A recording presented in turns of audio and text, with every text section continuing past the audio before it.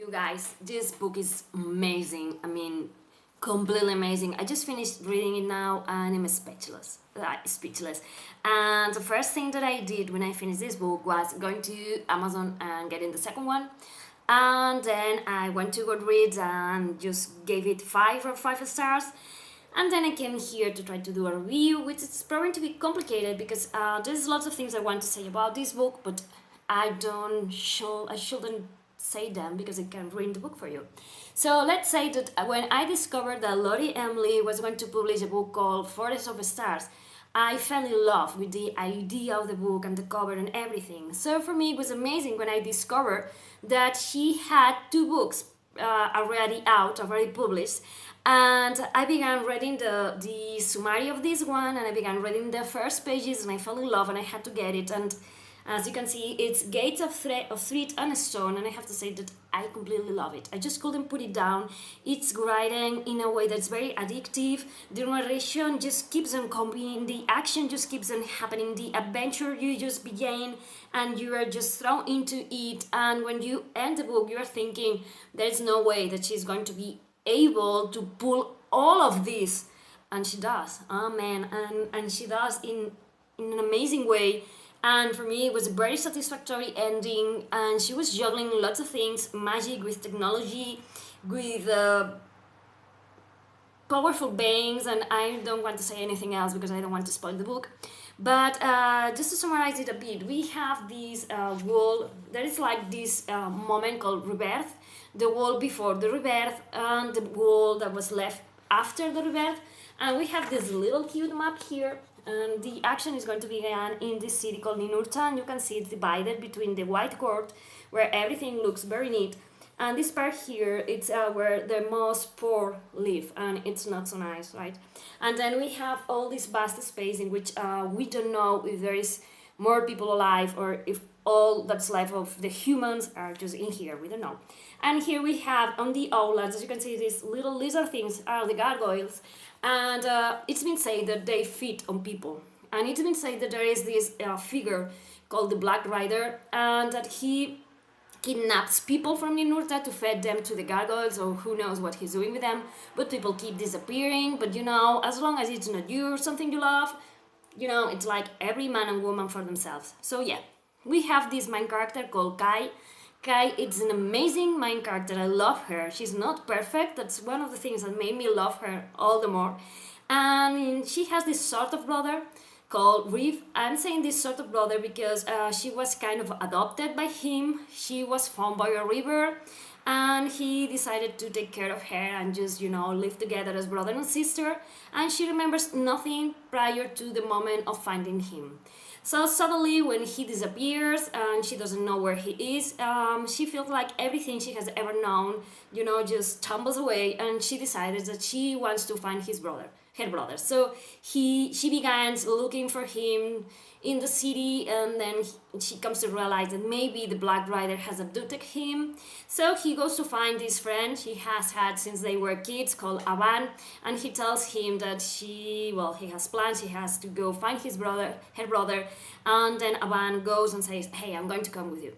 And there is going to be the romance and the relationship between them, and I think it's amazing because Avan knows that he can protect Kai, but he also knows that she's very able to do everything. And I love that he doesn't smother her, but respects that she is able to do things on her own. And I love that sometimes they say to each other, I trust you, and that's enough. You need no explanation, and that's amazing. And I love that all the characters of this book have some kind of trauma, something that they are fighting to get better over, and it's amazing. And as I say, I'm going to keep it very brief because I don't want to say much, because there comes a point in which you realize that there is people that have like two names, and I'm not going to say much. If you have read the book, you know what I mean. People like Ira, and then you begin to realize who they are behind these names, and you begin to see what an amazing job Lori has done with all these different mythos, legends, and you know, all the world that she has created, getting inspired in some things and then changing them and creating her own new world, and that's amazing. I have to say, the world building is amazing. I felt myself at home. I believe everything that was told to me.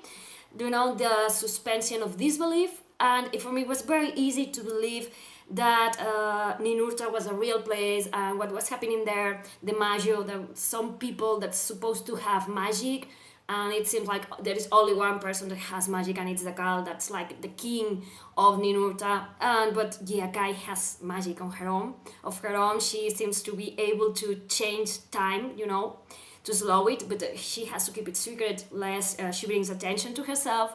And there is lots of things in this world building about this city, about this society, about how these people live. That's amazing, and the way in which Lori M. Lee has described it, it's very easy to believe it and to find yourself imagining everything with your mind and feeling yourself at home. That's amazing. And I love all the characters. All of them are amazing. They're very round. They just jump off the page. And as I say, I love that not no one is perfect. I love that every character, especially the main characters that we are going to follow, Kai and Avan, I like that they come from hard places, that they are not perfect, that sometimes they feel jealousy, that sometimes they feel fear, that sometimes they feel that they are inadequate, but they want just to know, to be able to give their all to the things that they want. And I love the romance, I love the friendship, everything I believe, everything I wanted to happen. And I wasn't expecting anything of what happened at the end or in the middle or the beginning. This book caught me completely unawares. And that's amazing when I have a book that I just can't put it down. I began it yesterday, it's 300 pages, and I finished it today. So yeah, I just couldn't put it down, and for me that's amazing. And also all the twists and all the surprises at the ending, I wasn't expecting any of them. And I was thinking, I don't know how Lori is going to pull everything off, because there's lots of things happening, lots of entities and powers and factions, and she does pull it off in a way that left me like, and when you think that you're safe, that everything has happened, and that she cannot quench your soul anymore, then she does, and it's like, and then the book finishes. And as I say, the first thing I did when I finished it was going to Amazon and getting the second one. So yeah, if you want to go for a read of unexpected things, at least for me, with mature characters, with characters that are very sound and very powerful, and with a very gripping story that's not going to let you go until you finish it, pick this one because it's amazing, guys. Thank you for watching. Bye.